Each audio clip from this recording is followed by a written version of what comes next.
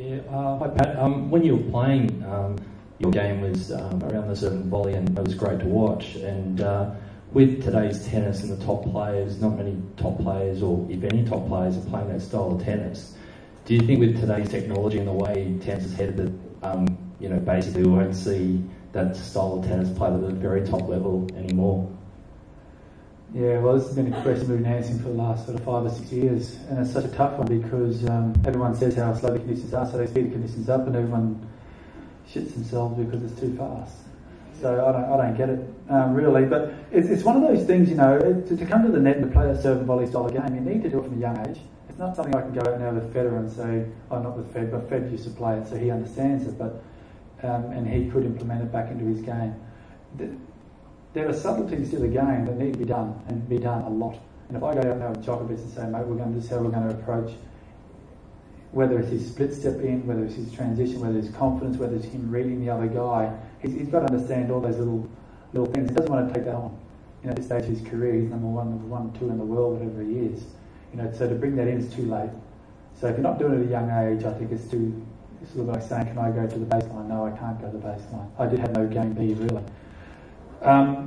Talking to Nadal, Tony Nadal this afternoon, we were talking about the speed of the court, and he's really worried about how it's been too fast and how the big servers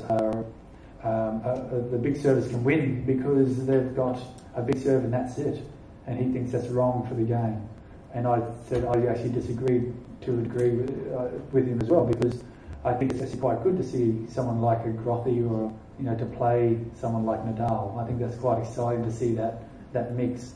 So we've got difference in opinions, but if the conditions stay slow, it's very difficult to get to the net. And I remember playing, I'd wake up at the French Open, if it was raining outside, I might as well stay in bed. It didn't matter who I was playing. So these were, I needed hot, fast, and windy, and all those sort of things if I was ever going to win a match there. And I like that, I like the idea that this is going to be fast, and this is going to be slow, and this is a good opportunity for these guys to play and to win.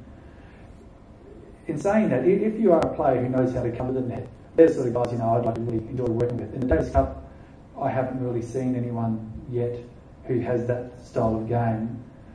Sammy Groth is starting to come into that category a little bit. If he starts having some good results, he could force his way in there, I don't know.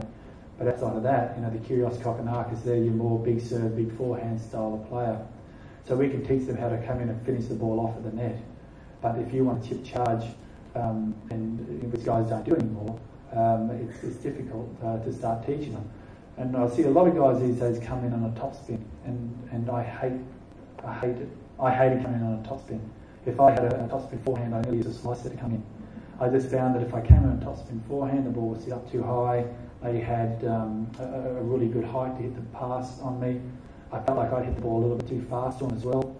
With the slice, it sort of floated a little bit. It gave me time. It stayed low. I could get myself balanced, and then sort of react either way to their shot. So I don't think guys necessarily know how to come in as well, and that's something that could be taught at that base level of from the 12 through to about 16-year-olds if the coaches could implement that as part of their game, providing the coaches obviously know how to sort of do that. But speaking to Tony Nadal, he was very adamant that you could come to the net, and he was surprised that more people don't do it as well. But as I said, it's got to be taught. But I love watching someone like Stepanek play. And even a guy in the semi-finals, Starkovsky, I think his name was, who played last week in Sydney. I thought it was quite impressive to watch him play and how he handled those conditions. It was good to watch.